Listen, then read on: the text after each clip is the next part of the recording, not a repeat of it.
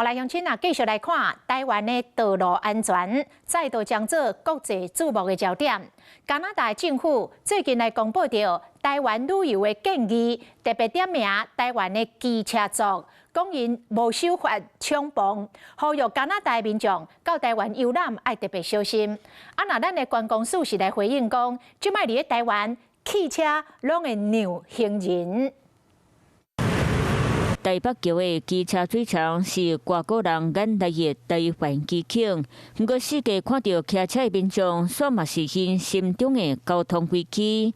最近加拿大政府发布台湾旅游建议，评估旅游风险是一般等级犯罪率低。不过点名台湾治安问题，除了天灾造成的道路毁损，机车族更加是大问题。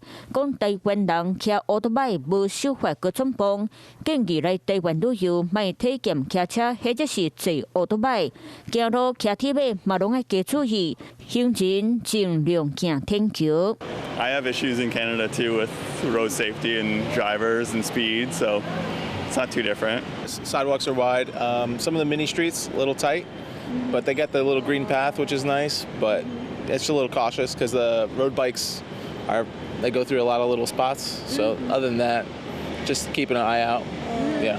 And then having a hand on him. That's about it. 台湾治安问题，国际媒体定定捡起来了，家己人会安怎想呢？不是说绝对是超级可怕，但我会稍微提醒他们说，还是要多加注意。在路上过马路的时候，其实发现很多车子在看到行人的时候，他们都会放慢速度，所以我觉得就是一个过渡期。我觉得这个评价蛮中肯的、机车骑士的问题之外，还有放宽执法环境。 过去 CNN 捌报道，台湾是行人地国。最近，有德国媒体写到，台湾每一年交通事故造成的死亡人数超过9亿亿恐怖攻击，呼吁旅客来台湾省拢要斟酌想过。虽然讲观光署解说这是单面误解，不过机车族如今阁靠加拿大政府点名。别人讲的，我们自己体验。 可是你们不会觉得我们台湾大家走在路上是多么的安全？可以在斑马线看到，我们现在所有的汽车都会礼让。